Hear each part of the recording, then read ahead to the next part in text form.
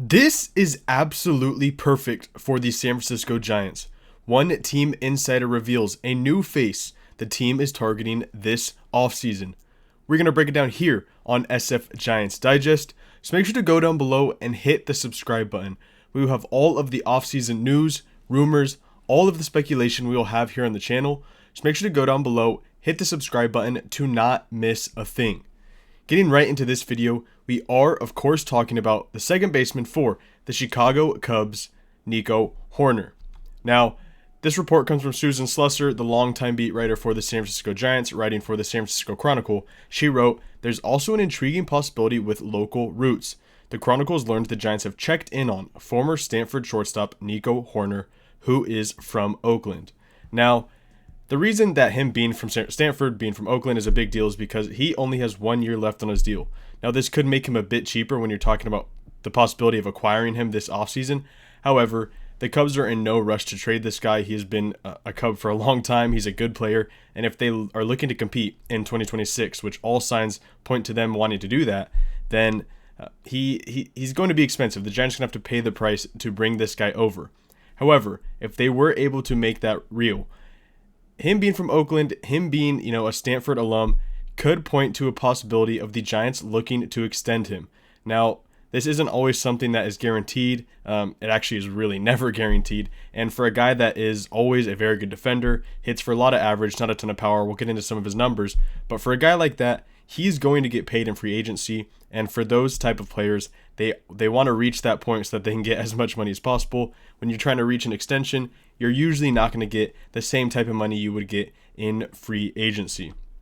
Now, MLB trade rumors went on off of this report. They said the Giants are known to be looking for upgrades at second base. Earlier this week, they were reported as one of the frontrunners for Brendan Donovan of the Cardinals and were also connected to Ketel Marte of the Diamondbacks. Susan Slusser of the Chronicle reports they've checked in on Nico Hoerner. She also lists Brandon Lowe of the Rays as one of their targets. Obviously, for those that missed it, Brandon Lowe is now a Pittsburgh Pirate, so he is no longer a potential target for the Giants. She went on to write, "It's an understandable target for the Giants. Most of their playing time at the Keystone went to Fitzgerald, Casey Schmidt, and Christian Cos in 2025. All three of those guys had underwhelming seasons at the plate. Schmidt was the closest to league average offensively, but with the weakest defensive grades." Moving on, MLB trade rumors wrote, Hoerner, however, does not have huge power.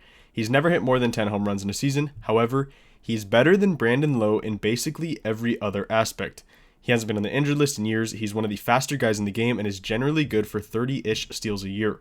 He's one of the toughest guys in the game to strike out. He's a good enough defender to play short, and he's only playing second because the Cubs have Dansby Swanson.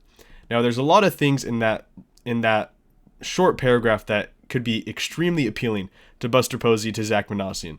We know, the Giants, they keep saying they want to steal more bags, they want to be more aggressive on the bases, and it never happens.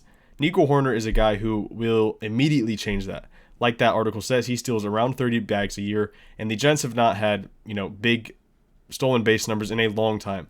The last 2 seasons, they've been 29th in baseball in terms of stolen bags. The year before that, they were 30th, so that's 3 years in a row being one of the bottom 2 teams in baseball when it comes to stealing bases. Nico Hoerner is a guy that immediately changes that. He's been a guy that does that his entire career.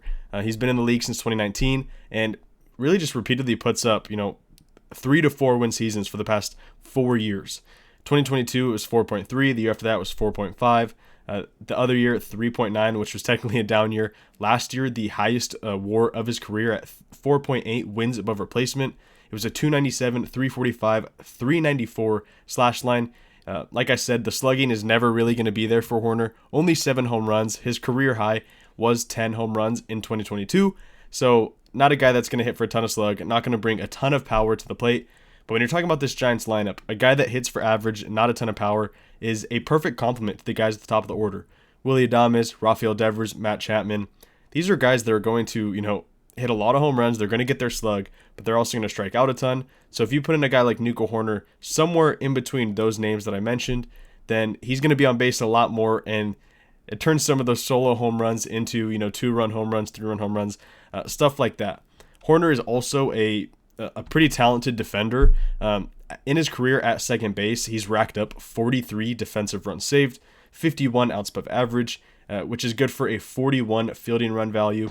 We know Buster Posey has been extremely vocal about wanting to be a team that is focused on pitching and defense.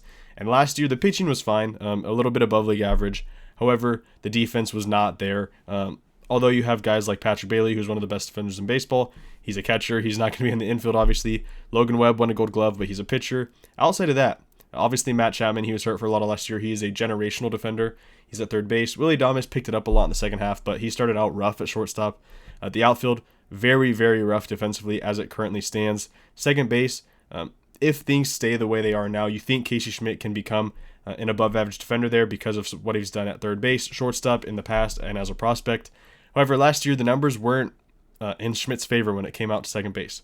So if you bring in a guy like Nico Hoerner, a guy who has a long track record of being an extremely above-average defender at second base, that shores up the middle infield, that shores up the entire infield, and the entire field up the middle. You hope Jung Hoo Lee takes a step up. Then you have a middle of the field of possibly Logan Webb, who just won a Gold Glove, and then of course Willy Adames, who really picked it up in the second half. Nico Hoerner, a guy who has been an extremely reliable defender, and then Jung Hoo Lee in center, who has the ability to be at least an average defender. You hope he takes a step forward this upcoming season. Now, Nico Hoerner has also had a lot of success at Oracle Park, and that is most likely because he's not a guy who isn't reliant on power. Now, you see here he has a .275 batting average with 14 hits, 2 home runs, 8 RBIs, and 5 runs scored in 14 games against the Giants on the road, which means at Oracle Park.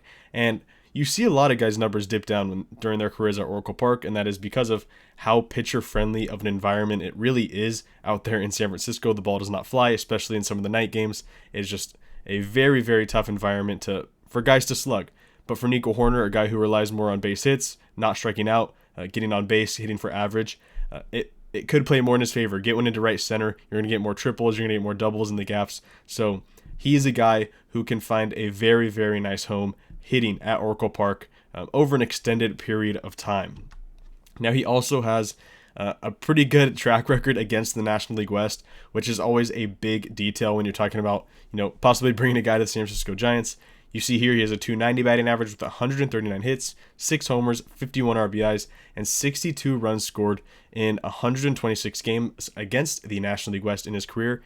That's a little bit less than, an entire year's sample worth of games for a guy, across his career numbers. But overall, hitting close to 300, a couple of home runs. He's not gonna, hit for a lot of power, we've talked about, but 6 home runs, 51 RBIs. He's a guy that's, we talked about, he's not going to hit for power, but he's going to get his singles, he's going to get his doubles, and that results in a lot of RBIs if there's guys on base ahead of him. So we've seen him have success against the National League West, and that is a big, big deal when you're talking about possibly acquiring a guy to compete in the immediate future. We've seen the Dodgers win back-to-back World Series, and if you are, serious about competing, which we think Buster Posey is, it's been a slow offseason, it's been a quiet free agency, but we think Buster Posey, Zach Manassian, that they are keyed in on winning in 2026 and in the near future. Then Nico Hoerner is a winning player. He's a good defender. He steals bags. He gets on base, hits for average. He really seems like exactly what Buster Posey has been describing when he talks about some of the guys that they want to bring in this offseason. So if the Giants are able to do it, they find the right price, they get the right package together, send him over to Chicago, they can bring in a guy that immediately shores up, one of the, higher ranks in positions when it comes to question marks on the field. Casey Schmidt is probably the locked-in guy right now, but there's no questions asked. Nico Hoerner is a guy who would immediately upgrade that position because of his ability to hit for hit for average, steal bases, play really good defense, a Gold Glove winner, and just set the table for some of the other power hitters in the lineup, like Willy Adames, who just broke the Giants' 30 home run curse. Rafael Devers, a guy who should hit 30 next year and, possibly make 2 guys next year. Matt Chapman, Elliot Ramos, some of these big power hitters in the Giants lineup. He's a guy that really, really sets them up nicely if you were to slide him in, the 1 or the 2 slot in the lineup. Let me know down below what you think of this entire discussion. Do you think the Giants should, pony up the prospect package, go out, get Nico Hoerner, and try to compete in 2026 with the Dodgers, the Padres, the entire National League West? Or should they try and sign a free agent? Should they go big for Bo Bichette, save the money, go get Kyle Tucker, spend all their resources on pitching? Let me know down below what you think the San Francisco Giants should do with the remaining months of free agency, and make sure to subscribe to SF Giants Digest.